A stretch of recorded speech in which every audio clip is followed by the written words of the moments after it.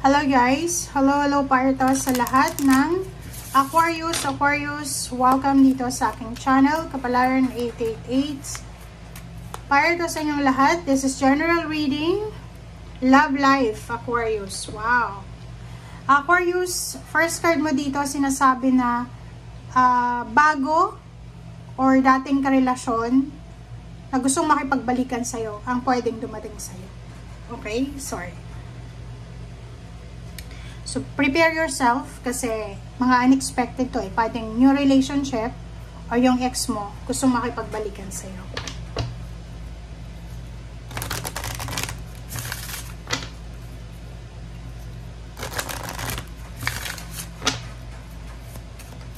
Okay, Aquarius. Freedom. Wow. Okay. So, dito sinasabi ng baraha sa'yo na yun, freedom. Pwedeng meron ditong Aquarius na kakahiwalay pa lang niya sa kanyang karelasyon. Pwedeng may Aquarius ditong matagal lang single, matagal lang hiwalay sa asawa. Sinasabi ng baraha, huwag mong sasayangin yung freedom, okay, na meron ka sa ngayon. And if naman, nasa commitment or committed relationship ka sa ngayon, may commitment kayo, sinasabi ng baraha sa'yo dito na posibleng nakakaramdam ka ng restrictions, strong relations ba tawag doon, parang nasasakal ka na, diba? Nasasakal ka na sa karelasyon mo, sa mga ginagawa niya, silosa ba siya, or alam mo na pag ikaw lang yung nakakaranas na, so alam mo yung pakiramdam ng sinasakal sa relationship. Naghahanap ka ng freedom. Parang ganun. O, diba? It's confirm. Kakaloka to. Aha. Sinasabi ng baraha sa'yo dito na mag-iingat ka. Kasi yung pwedeng may asawa ka ngayon, may girlfriend, may boyfriend, may ka-live-in partner. And posibleng isa sa dahilan para makipaghiwalay ka dyan or isa sa mga rason para makaalis ka sa kasalukuyan mong relationship ay dahil sa ex mo. Pwede yung ex mo ay magkaroon kayo ng communication or yun, pag-uusap, and then pwedeng mauwi sa relationship, renewal ng relationship, pagbabalikan, and posibleng yun ang rason para ma-free ka, diba? Makalaya ka. Okay? Next card natin is Ace of Wands and Magician. Sinasabi ng baraha na isang exciting, nakakakilig, nagbibigay confidence sa'yo na balitang ito ang darating. So, pwedeng isang unexpected na message, chat message, pwedeng email, call from your ex. Ang posibleng magdadala sa'yo ng kilig. Okay? Pag-comment sa comment section. Kasi love life to eh. So, pwedeng in a relationship ka or hiwalay. But, yung message yung unexpected message from your ex ay pwedeng magdala sa'yo ng sobra-sobrang kilig and assurance. Daming messages. Okay? So, maybe from far or near places, etong message na to na darating sa'yo. And yun na nga, yung message na yan ay pwedeng magdala ng kilig. Pwedeng yung messages from water sign, Pisces, Scorpion, Cancer.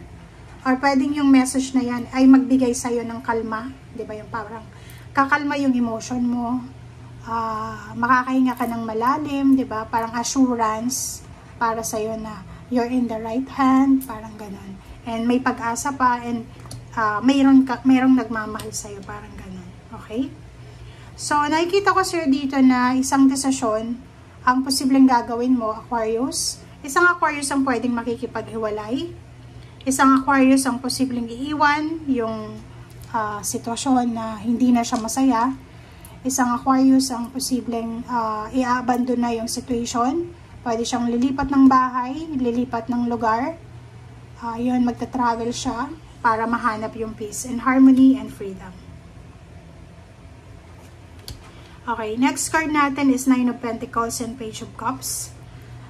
Isang kapamilya mo, like kapatid mo siguro, pinsan pinsan, pamangkin, parang ganon, ang pwedeng makatulong sa'yo para matupad mo yung financial wishes mo sa buhay. So, sinasabi ng barahan na isang relatives, isang kadugo, isang kapamilya, ang pwedeng maging rason para makaalis ka sa mga financial problems, and then makuha mo yung mga financial stability na gusto mong mangyari sa buhay mo. Diba? So, nakikita ko sir dito, if you're waiting for someone na pumasok sa buhay mo, hindi ka pa siguro makamove on sa ex mo, sinasabi dyan sa'yo na darating yung panahon para magkita kayo. Pwedeng yung iba sa inyo, medyo may edad na kayo. Tapos, bahalo ka siguro. So, dito sinasabi ng barahan na, puro love life to guys. Puro, past and present.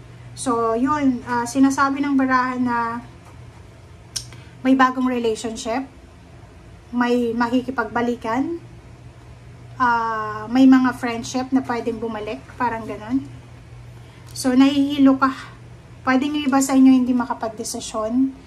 Pwedeng yung ibang Aquarius is naguguluhan sila. Gulong-gulo sila kasi ang dami eh. Pwedeng hindi lang isa yung gusto makipagbalikan sa'yo. Pwedeng marami kang naging ex. Nakita nila na iwalay ka na or wala ka ng asawa.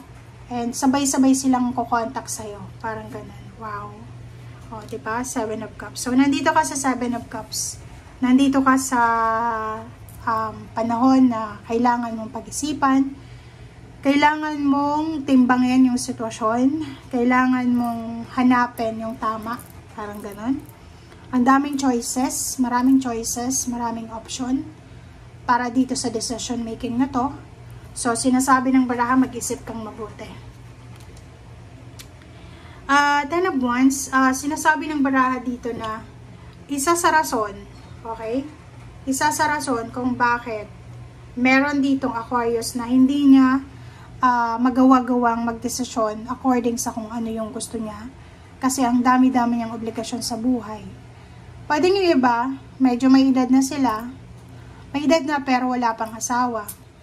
Kasi obligasyon nila yung magulang nila, may mga kapatid, may pamangkin na pinag-aaral, parang ganon. So, yun yung isa na parang rason kung bakit hindi ka o hindi mo mahanap yung talagang pag-ibig na talagang para sa'yo. Okay? Kasi pwedeng yung iba, breadwinner, or yung iba is nakadepende lang sa sasabihin ng magulang, parang ganun. So, pwedeng yun yung rason kung bakit stagnant ka o kung bakit wala kang freedom. Okay? So, thank you guys for watching. I hope na makuha mo yung energy. Thank you and bye!